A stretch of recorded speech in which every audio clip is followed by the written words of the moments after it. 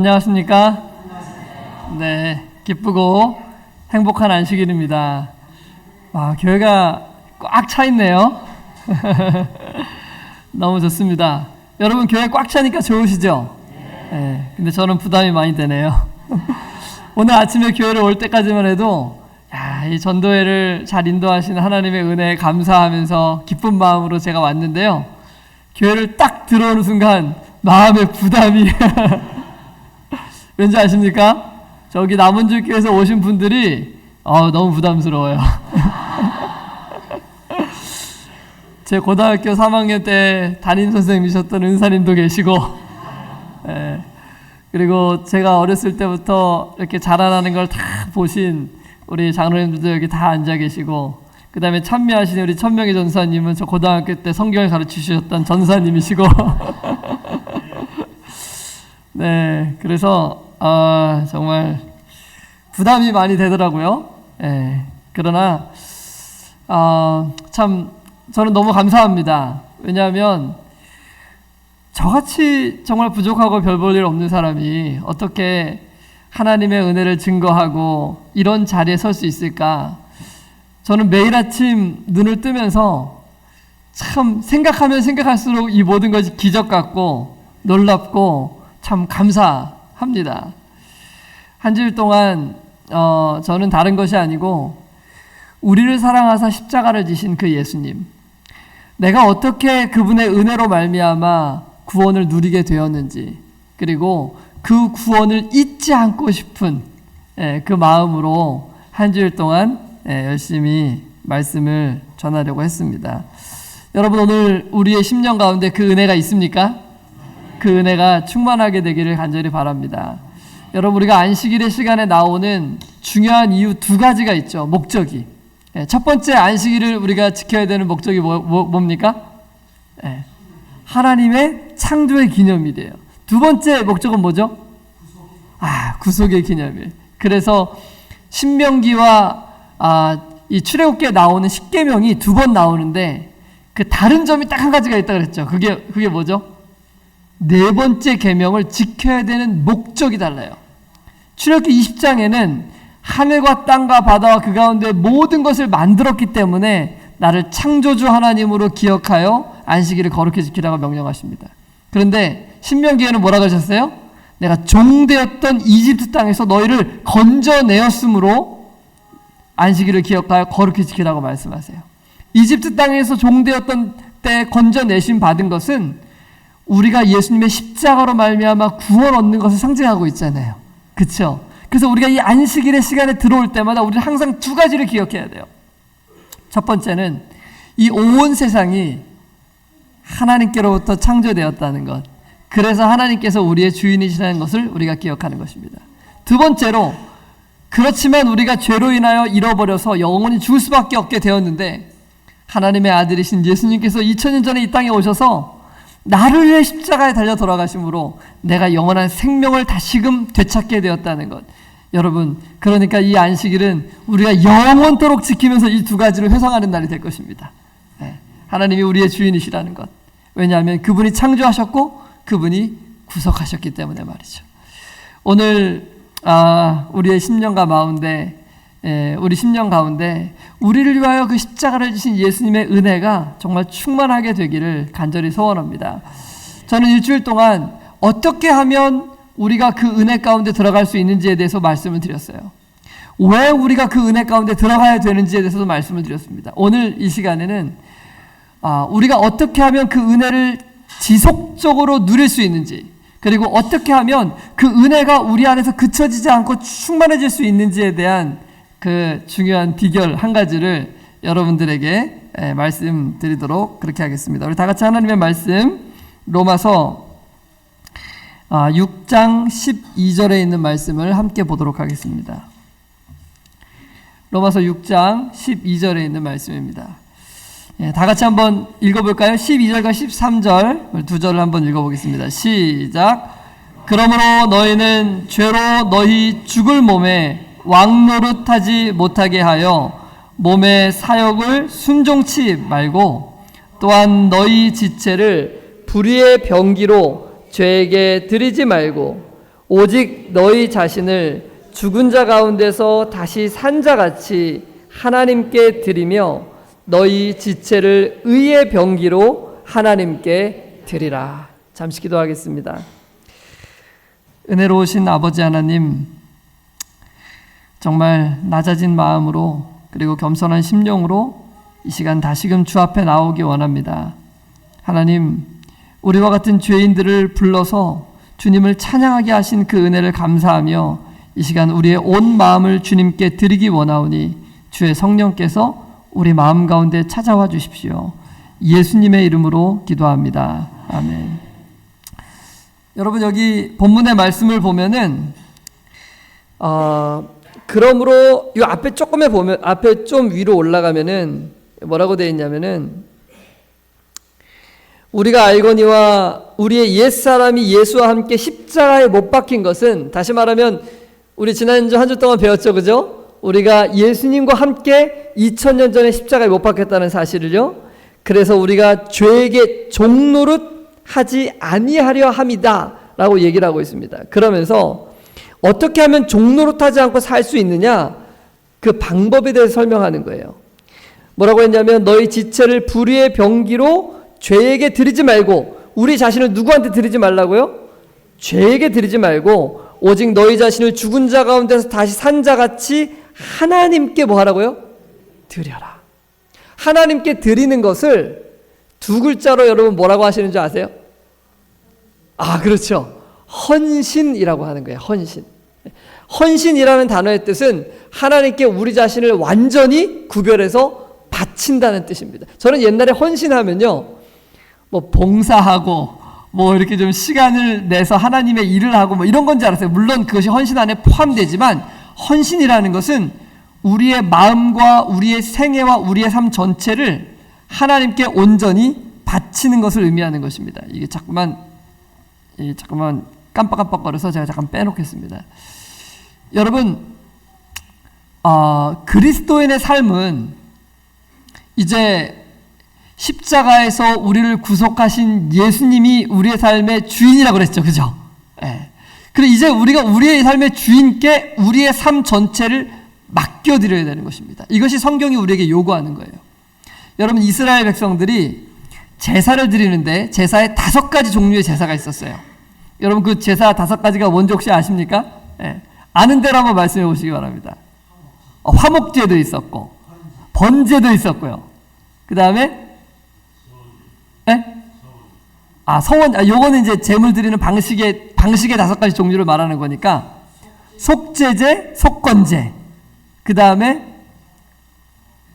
화목제 했죠, 그죠? 네. 그 다음에 소제가 있어요. 이스라엘 백성들이 왜 이 5가지 제사를 드리냐면, 이게 그 방식이 달라요. 그러니까 이유가 다릅니다. 첫 번째, 가장 이스라엘 백성들이 드리는 제사의 중심에는 뭐가 있었냐면은 번제가 있었어요.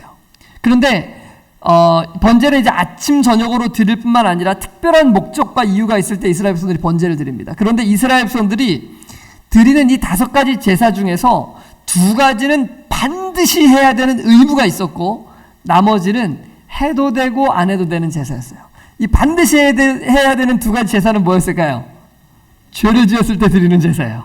속죄제와 속건제는요, 무조건 해야 돼요. 죄를 지으면 양을 데리고 나와서 제사를 드려야 되는 것입니다. 그런데요, 양을 잡아가지고 제사를 드린 다음에 그 뒤 이어서 또 다른 제사를 드릴 것이냐 말 것이냐 하는 것은 자원하는 마음으로 하는 거였어요. 그래서 이스라엘 백성들이 예를 들어서, 그러니까 속죄제나 속건제는 죄를 지었을 때 드리는 제사예요. 그래서 양을 잡아가지고 와가지고 양을 잡아서 제사를 드리고 하나님께로부터 나의 모든 죄가 용서받았다는 보증을 받잖아요, 그죠? 그런 다음에 이스라엘 백성들은 무슨 제사를 드릴 수 있냐면 번제를 드릴 수 있는 거예요. 여러분, 번제는 어떤 제사인 줄 아십니까? 번제는 특징이 뭐냐면 남김없이 다 태워야 돼요. 다른 것들은 뭐 제사장이 먹기도 하고 뭐 다른 사람이 가져가서 먹기도 하지만은 이 번제는 모든 것을 다 불에 태우는 것입니다. 이것은 뭘 상징하냐면 죄를 용서받은 죄인이 자신의 삶을 하나님께 온전히 바치는 것을 상징하는 거예요.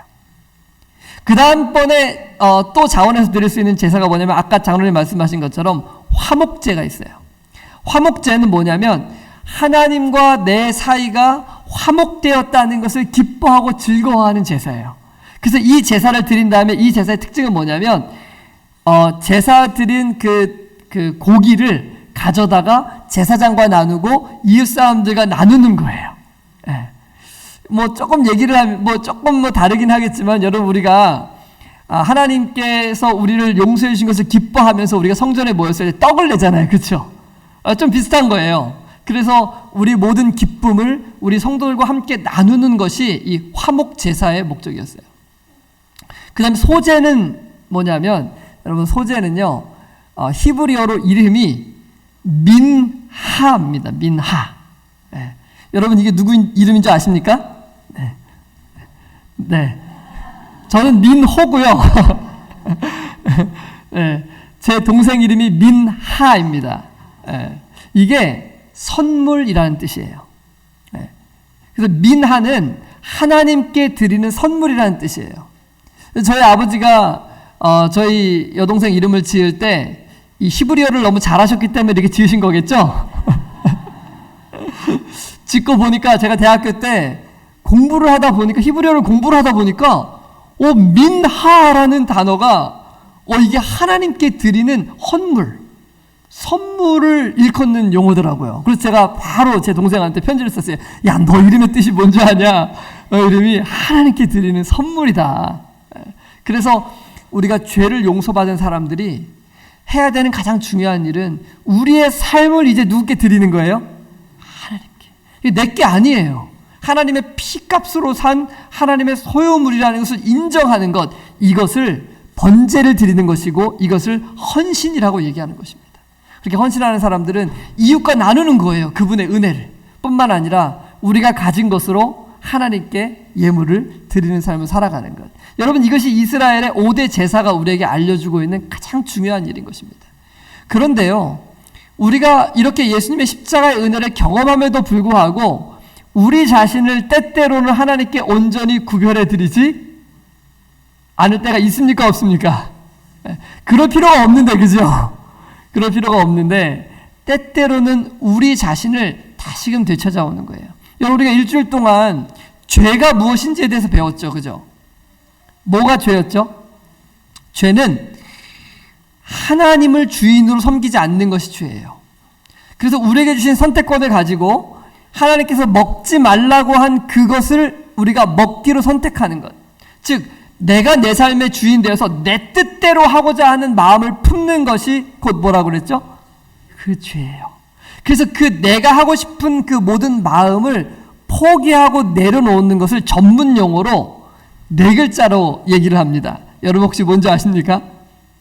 내 뜻대로 하고 싶어요. 막 내 고집대로 하고 싶어요. 뭐 우리 교회에도 직원회나 이런 데 가면은 꼭 이 큰 소리가 나고 하는 이유가 바로 이것 때문에 그러잖아요. 내 뜻대로, 내가 원하는 대로 간철되어야 하는 이 정신 때문에. 근데 이것을 내려놓는 것을 4글자로 전문 용어가 있습니다. 교회 안에 전문 용어. 자자로 시작해요, 여러분. 그렇죠. 자아 포기라고 하는 거예요. 자아 포기. 자아 굴복. 그래서 그리스도인의 삶은요, 여러분 자기를 완전히 포기하고 굴복시키는 삶이에요. 예수님의 십자가를 따른다는 의미는 이제는 더 이상 내 삶의 누가 주인이 아니라는 뜻이에요. 내가 주인이 아니라는 뜻이에요. 내가 주인이 아니라는 뜻은 나의 삶에 있는 내 모든 자아를 하나님 앞에 굴복하겠다는 뜻이에요. 이게 헌신의 의미예요. 여러분이 정로회계단 그 5장의 헌신장을 읽어보면 이 부분에 대해서 자세하게 설명하고 있어요. 저는요, 정로회계단 5장의 이 헌신장이 가장 이해가 안 되는 장 중에 하나였어요. 왜냐하면 제가 알고 있었던 헌신이라는 것은 하나님께 시간을 내고 봉사를 하고 헌물을 하나님께 드리고 이러는 것이 헌신인 줄 알았는데 정로회계단 5장을 보면 자기를 철저하게 내려놓고 포기하는 것을 하나님께서는 헌신이다라고 얘기를 하고 있어요. 그게 헌신이에요. 그럼 여러분, 우리가 만약 하나님께 헌신을 하고자 한다면 우리의 온 마음과 생애가, 우리의 온 자아가 하나님 앞에 어떻게 되어야 되는 거예요? 굴복되어져야 되는 거예요. 왜 하나님은 우리가 우리의 자아를 하나님 앞에 온전히 굴복해 드리기를 원하시냐? 왜냐하면 하나님은 결단코 강요하시는 분이 아니시기 때문에 그래요. 만약 우리가 또다시 우리의 자아를 우리의 주인으로 삼고 내가 원하는 대로 내 뜻대로 살아가고자 원한다면 하나님 그렇게 하라고 두십니다. 그렇게 한다는 것은 뭘 부인하는 것이냐면 나를 위해 십자가를 지신 예수 그리스도를 부인하는 행위예요. 왜냐하면 예수 그리스도를 믿는다는 것은 이미 그분이 나를 위하여 생명을 내어주시고 내가 그분의 생명으로 살고 있기 때문에 내 모든 소유와 내가 가진 모든 것이 하나님의 것이라는 것을 인정하는 행위이기 때문에 그래요.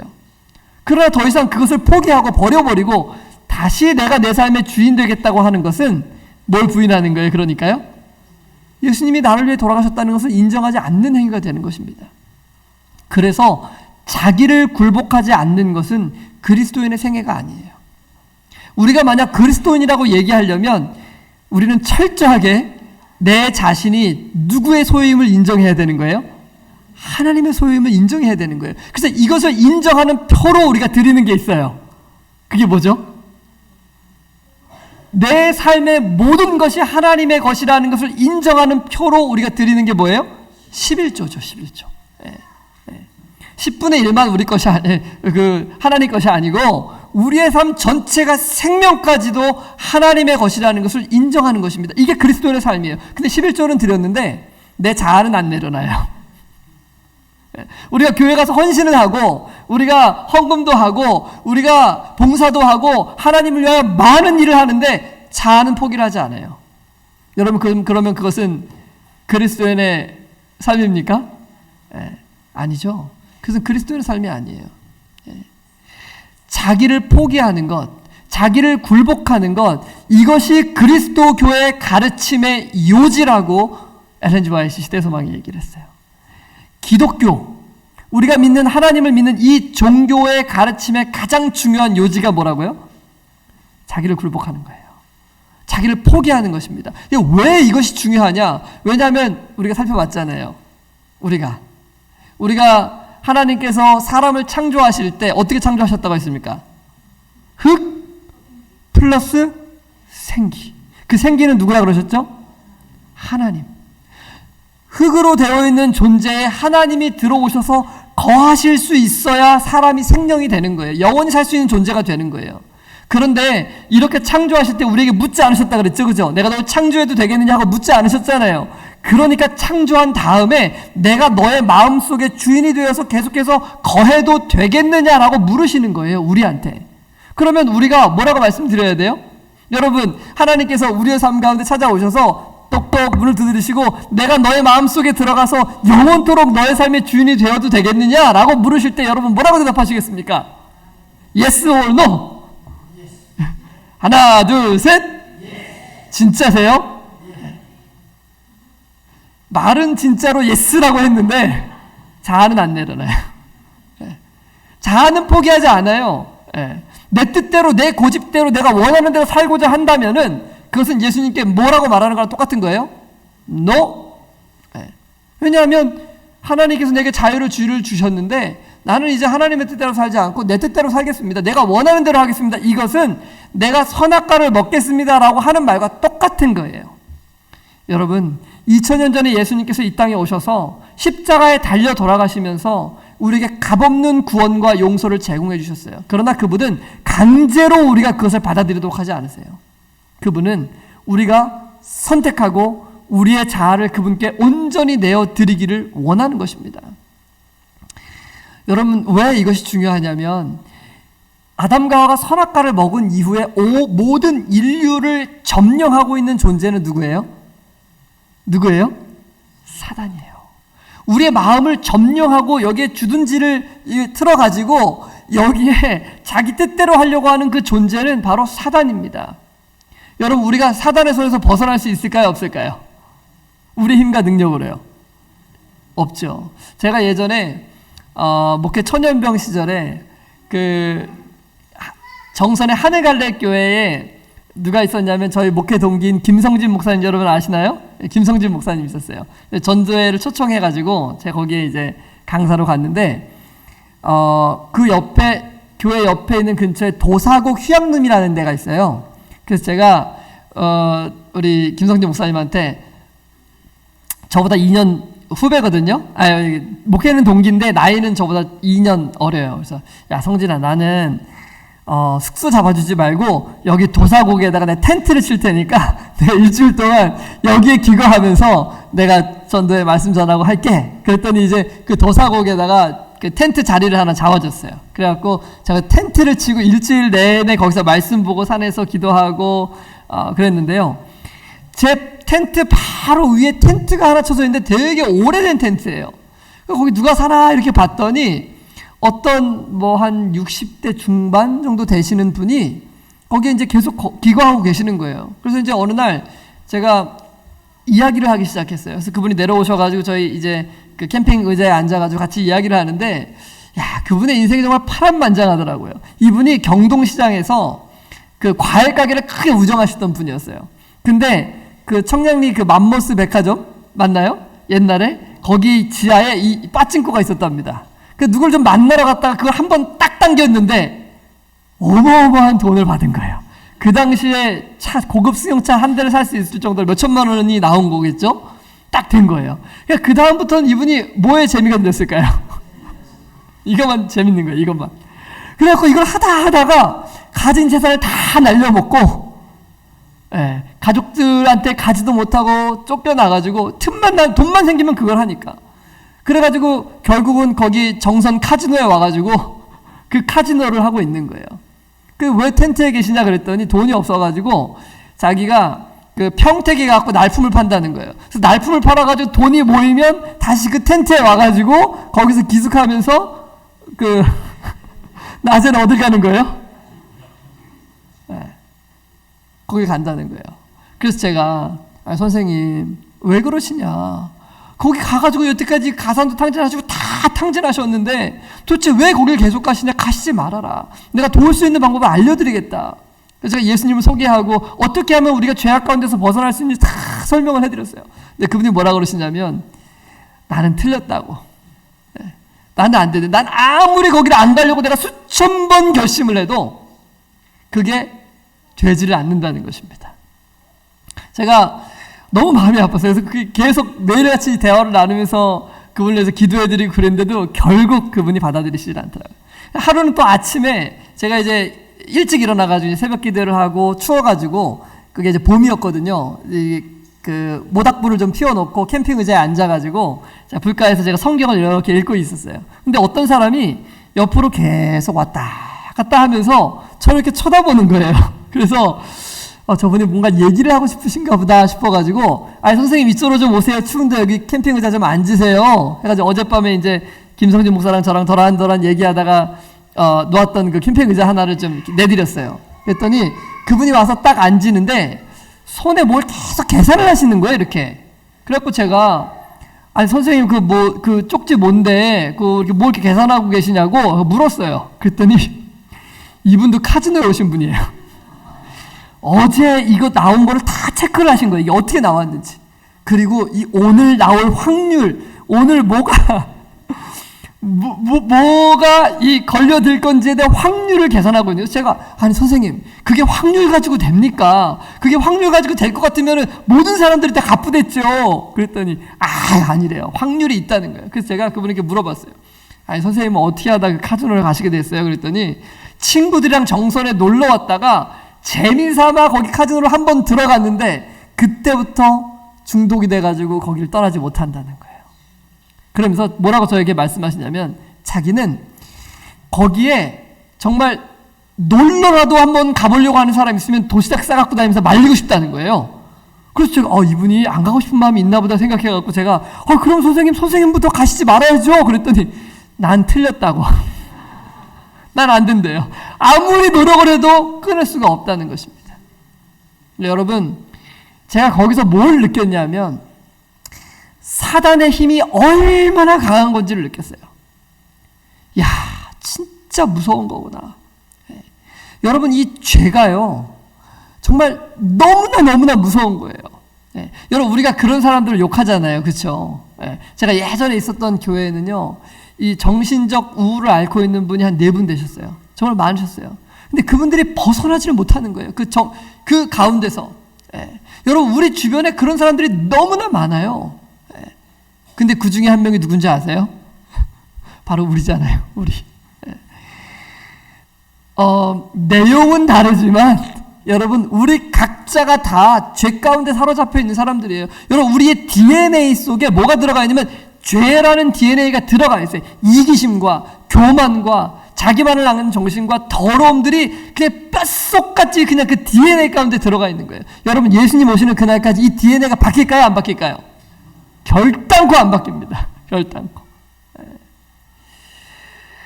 제가 정말 임계에 있을 때 목회를 하면서 제가 이것을 정말 철저하게 깨달았어요. 제가 아무리 노력을 하고 아무리 좀 깨끗하고 선하고 의로운 삶을 살아보려고 노력을 해도 이게 되어지지 않는 거예요.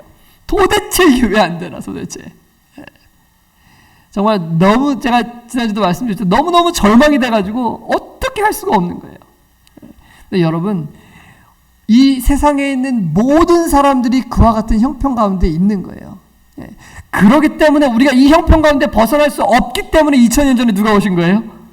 예수 그리스도가 이 땅에 오신 거예요. 그리고 나를 위해 십자가에 달려 돌아가신 거예요. 나의 모든 이 죄의 문제를 그분이 해결하시고 우리를 의롭다고 여겨주시는 거예요. 제가 받아들일 수 없었던 건 뭐였냐면, 아니 나를 봐도, 내가 아무리 나를 봐도 선하지 않거든요. 깨끗하지 않거든요. 그런데 나를 의롭다고 해주신 그 하나님의 말씀이 이해가 되질 않는 거예요. 내가 뭔가 선한 행동을 하고 내가 뭔가 의로운 상태로 하나님 앞에 나아가야 그분이 나를 의롭게 해주시지, 의롭지 않은 내가 어떻게 의롭다는 이 선언을 그냥 믿음으로 받아들일 수 있는가, 이것이 가장 큰 고민이었던 거예요. 여러분, 그런데 정말 너무 감사하죠. 여러분, 우리는 이제 이 사실을 믿음으로 받아들일 수 있는 사람들이 되었잖아요. 그렇죠? 아멘입니까? 아멘. 여러분, 그러니 영원토록 우리가 하나님을 찬양하고 또 찬양해도 여전히 그분을 찬양하고 싶은 마음이 우리 마음속에 솟구쳐 올라와야 되는 것 아니겠습니까? 여러분, 이것이 있어야 돼요. 이것이 있어야 돼요. 저는 참 놀라운 건 뭐냐면요, 제가 한 4년 전부터 이 새벽 기도회를 이제 기도회를 하기 시작했어요. 그러면서 그 기도회 때마다 제가 예수님의 십자가의 은혜에 대해서 증거를 해요. 근데 제가 그 말씀들을 제가 준비를 하고 막 설교 준비를 해갖고 하는 말씀들이 아니기 때문에 그냥 제 머릿속에 있는 것이 그냥 나와야 돼요. 근데 여러분, 이 사람의 머릿속에 있는 게 한정돼 있잖아요. 뭐 알면 얼마나 알겠어요. 그래서 4년 동안 아침마다 이 설교를 하게 되면은 결국은 똑같은 얘기를 하게 돼요. 옛날에 했던 얘기 또 하고 또 하고 또 하고. 근데 그 얘기의 항상 주제는 뭐냐면 나를 위해 십자가에 달려 돌아가신 예수 그리스도예요. 너무 신기하고 놀라운 건요, 제가 그렇게 똑같은 이야기를 수없이 반복하는데 질리지가 않아요. 여러분, 나를 위해 돌아가신 그 예수님의 은혜는 우리의 마음속에 끊임없는 생수가 되어서 영원토록 기쁨과 감사로 우리의 마음을 충만하게 해주시는 것입니다. 우리는 그 예수님의 십자가를 잊지 말아야 돼요. 여러분, 오늘 제가 여기 사실 들려드리고 싶은 말씀은 뭐냐면, 사실 거라사의 광인의 이야기예요. 이 마가복음, 화면에 나오나요? 여러분, 이 마가복음 5장에 나오는 이 거라사의 광인은 뭘 보여주는 것이냐 하면, 우리가 얼마나 형편없고 죄악 가운데 쩌들어 있는지를 가장 잘 보여주는 그 그림 중에 하나가 저는 이 거라사 광인의 이야기라고 생각해요. 예수께서 바다 건너편 거라사의 지방에 이르러 배에서 나오심에 곧 더러운 귀신 들린 사람이 무덤 사이에서 나와 예수를 만나다. 그 사람은 무덤 사이에 거처하는데 이제는 아무나 쇠사슬로도 멜 수 없게 되었으니 이는 여러 번 고랑과 쇠사슬에 매었어도 쇠사슬을 끊고 고랑을 깨뜨리었음이니라. 그리하여 아무도 저를 제어할 힘이 없는지라. 여러분, 제가 절망 가운데서 깨달았어요. 제가 겉으로는 멀쩡해 보이지만 이 거라사의 광인과 똑같은 사람이라는 사실을 제가 깨달았어요. 여러분, 밖에 정신질환을 앓고 있는 사람들을 우리가 정신 질병에 걸렸다고 얘기를 하잖아요.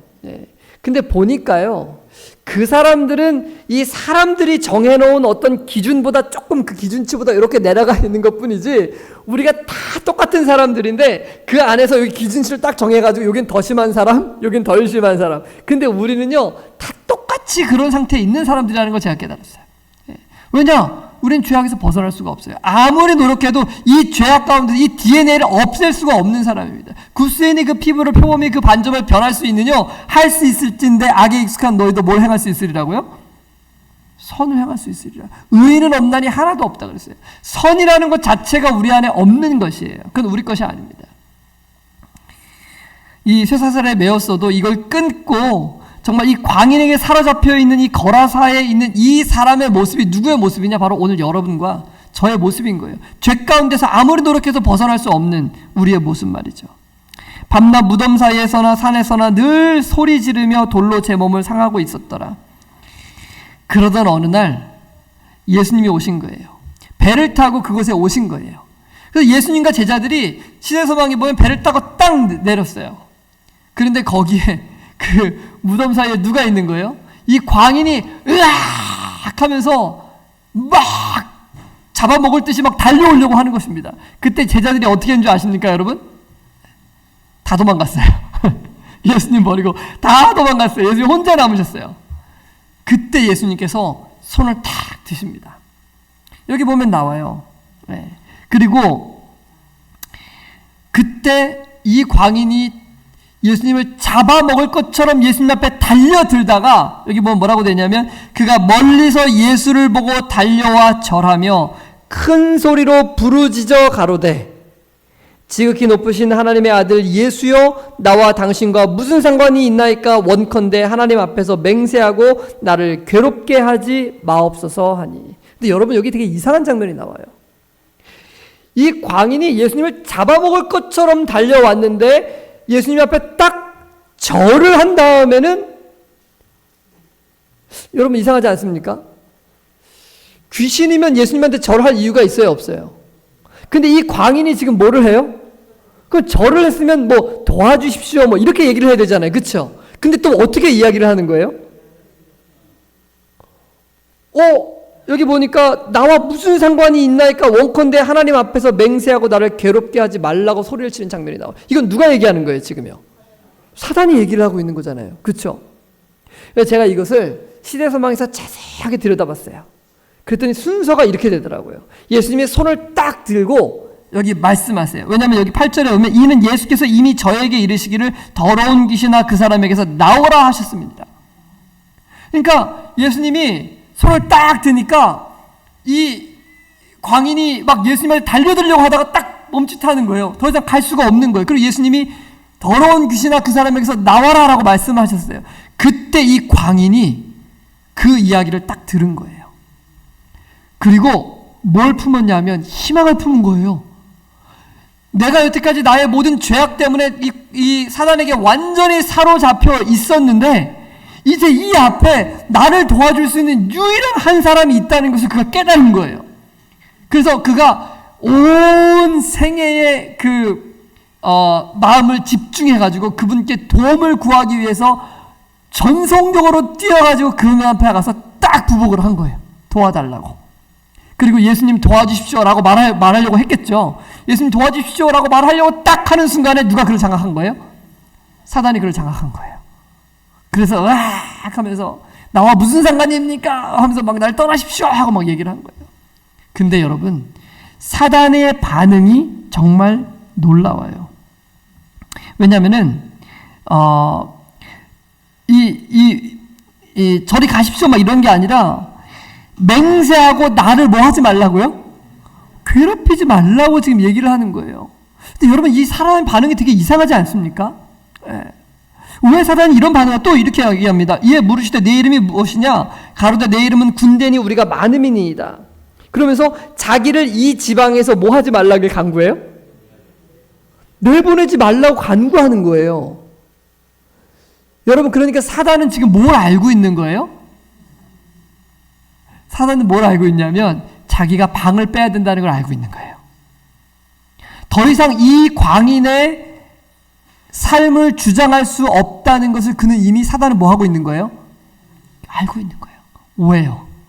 왜 광인은, 왜 귀신은 이 사람의 삶에 더 이상 영향을 끼칠 수 없고 자기가 나갈 수밖에 없다는 것을 그는 알게 되었을까요?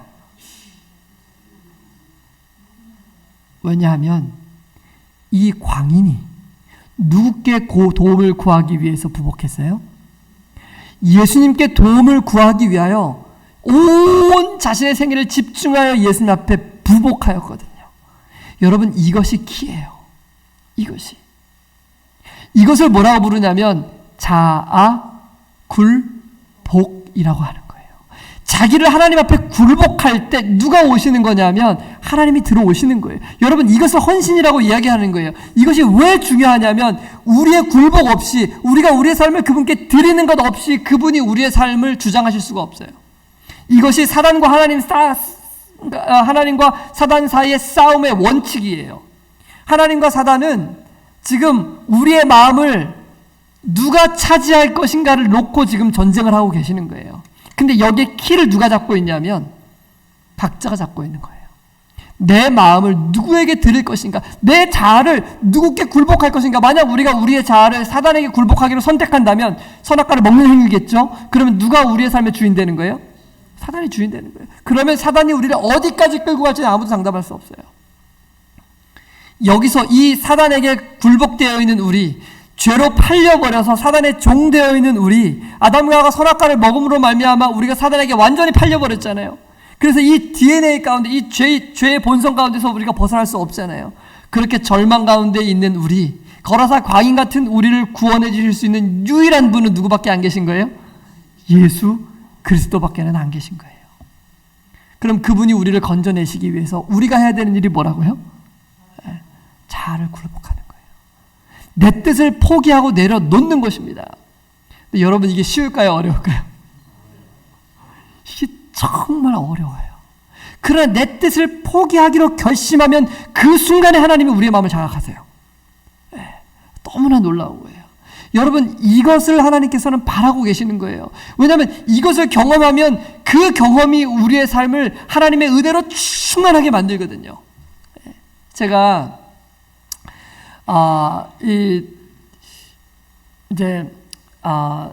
집안에 있을 때는요, 좀 이렇게 얘기를 별로 하고 싶지 않은 그런 경우들이 많이 있잖아요. 그죠? 우울한 생각이 이렇게 몰려들어올 때가 있어요. 하루는 제가 비엔나에 있을 때, 이제 양치질을 이렇게 하는데 그날 되게 기분이 우울했어요. 왜 이렇게 기분이 우울한지 모르겠는데, 되게 다운이 돼 있었어요. 그래서 걸어서 양치질을 이렇게 하고 있는데, 갑자기 저희 아이가 되게 어렸을 때였거든요. 뭐 한 1학년? 뭐 그 정도 됐던 것 같아요. 근데, 저희가 오스트리아 비엔나에 있을 때 이 세면대가 꽤 높았어요. 그래가지고 아이들이 이 세면대에 손을 씻기가 어려우니까 바닥에다가 저희가 그 발판을 하나 올려놨거든요. 근데 저도 여러분 키가 꽤 크지 않습니까? 그래서 제가 그 발판에 올라가갖고 항상 이렇게 손을 씻거든요. 편하고 좋아요. 그날도 발판에 올라서갖고 제가 양치질을 막 하고 있는데 저희 딸아이가 오더니 갑자기 제 엉덩이를 이렇게 막 때리는 거예요. 근데 왜 때리냐 하면은 제가 예전에 양치질을 할 때 저희 아이가 이렇게 엉덩이를 때렸을 때 막 엉덩이가 이렇게 움직여졌거든요. 그럼 막 좋아가지고 저희 아이가 막 뒤집어지는 거예요. 재밌다고. 그러니까 그날도 엉덩이를 때린다는 얘기는 뭐 하라는 거예요, 지금요? 엉덩이를 지금 흔들라는 거예요. 근데 제 기분이 지금 어떻다 그랬어요? 기분이 지금 굉장히 다운이 돼 있고 우울해 있거든요. 양치질을 하는데 계속 때려요, 뒤에서. 근데 이 기분이 우울하니까 여러분이 우리가요, 기분이 우울하면은 그 벗어나고 싶은 마음도 있지만은 벗어나기 위해서는 내 생각과 마음을 바꿔야 되는데 그걸 원치 않아요. 하고 싶지 않아서 그냥 아무것도 하기 귀찮아가지고 거기에 머물러 있고자 하는 마음이 되게 강하거든요. 그래서 그날도 제가 귀찮아서 하기 싫은데 하고 그냥 안 할 거야 하고 제가 양치를 막 하고 있었어요. 근데 제 마음속에 하나님 말씀하시는 거예요. 야, 너 이 우울한 감정 가운데 그대로 머물러 있고 싶냐? 이렇게 물으시는 거예요. 그래서 제가 양치를 하면서 아니요, 하나님, 저 이 감정 가운데 머물러 있고 싶지는 않아요. 그래? 그러면 나를 한번 믿고 너 마음을 나한테 한번 줘봐.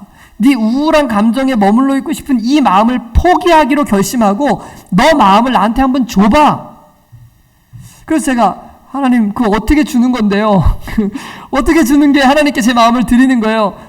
나를 믿고 엉덩이를 한번 움직여봐. 아니 엉덩이 움직인다고 뭐 괜히 여러분 이게 굉장히 좀 뭐라 그럴까 좀 채통 없는 것 같잖아요, 그죠? 좀 뭐라 그럴까 좀 이 아빠가 너무 가벼워 보이지 않습니까? 예. 그래서 이거 싫다고 막 그러는데 나를 믿고 너 마음을 한번 굴복시켜봐.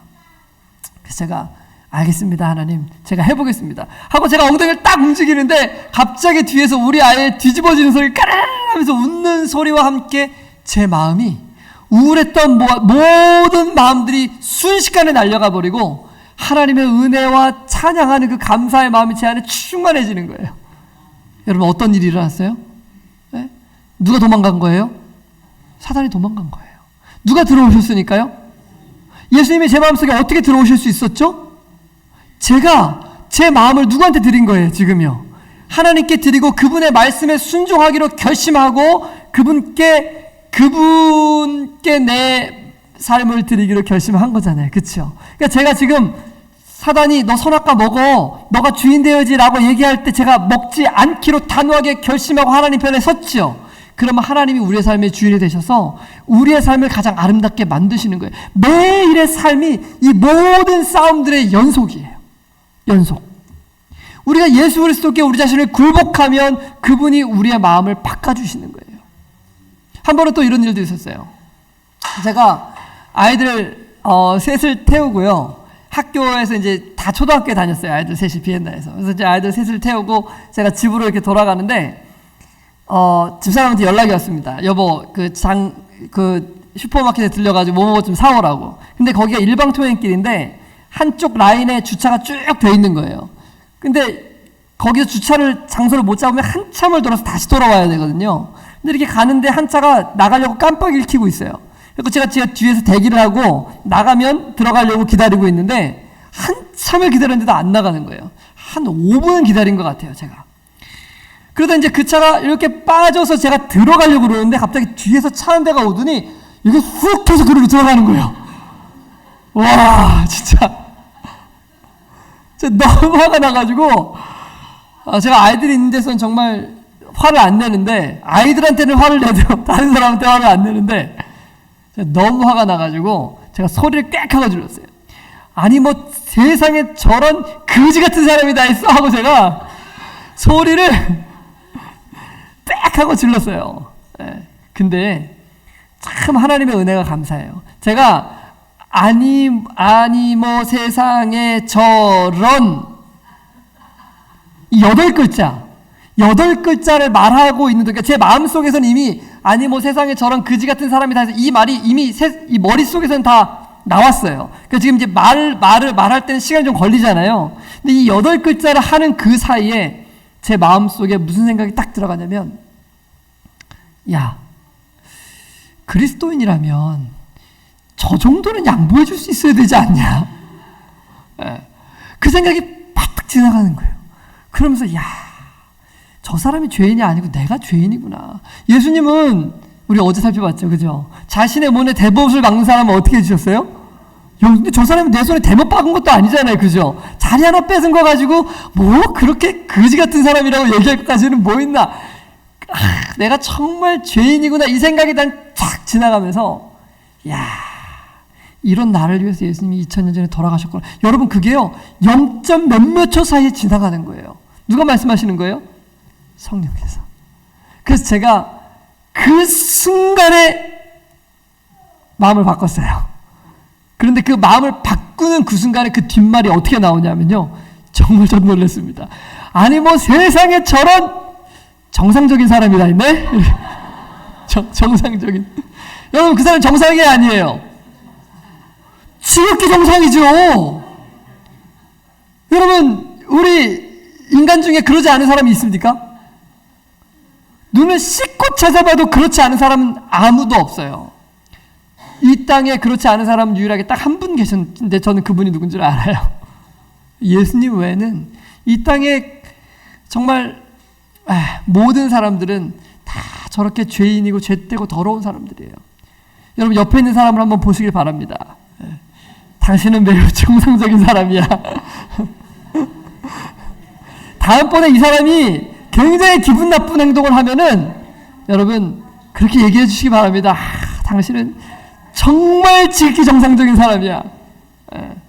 그리고 그 사람을 용서하지 못하는 내 자신이 보이거든. 그 지극히 정상적인 사람을 용서하지 못하는 내 자신이 보이거든. 이런 나를 위해서 예수님이 십자가에 달려 돌아가셨지 라고 기억하게 되시길 바랍니다.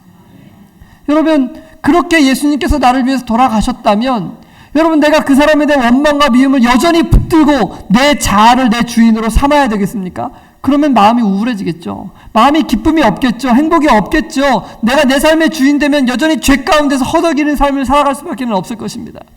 그러나 우리를 위해 십자가를 지신 그 예수님께 내 감정조차도 다 내려놓고 그분의 뜻대로 행하기로 결심한다면 여러분의 그분의 뜻이 뭐죠?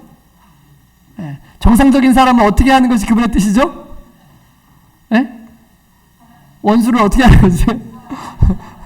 원수 이퀄 정상적인 사람 이렇게 생각하셔야 돼요. 정상적인 사람을 사랑하라고 말씀하셨잖아요. 그 사람을 사랑하기로 결심할 때 그것이 우리 마음을 그분께 포기하고 드리는 거예요. 그러면 누가 오신다고요? 예수님이 오셔서 우리가 할 수 없는 그 일을 하게 해 주시는 것입니다.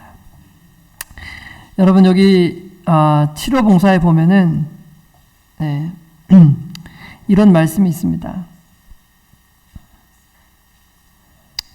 고침을 받은 두 광인은 다 같이 한번 읽어보겠습니다.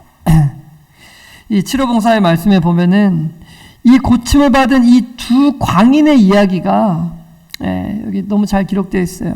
혹시 너무 글씨가 작네요. 그냥 제가 읽도록 하겠습니다.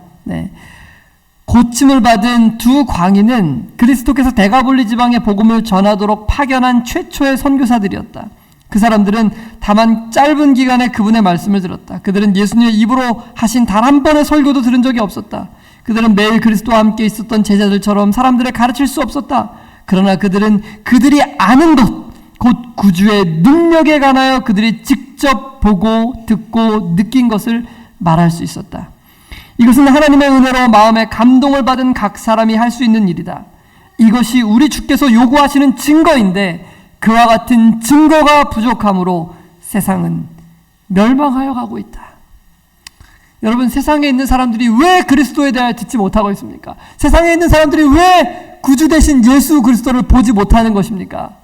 왜냐하면 우리의 삶 가운데 이런 증거들과 이런 하나님의 놀라운 능력들을 우리가 다른 사람들에게 나타내 보여주지 못하기 때문은 아니겠습니까?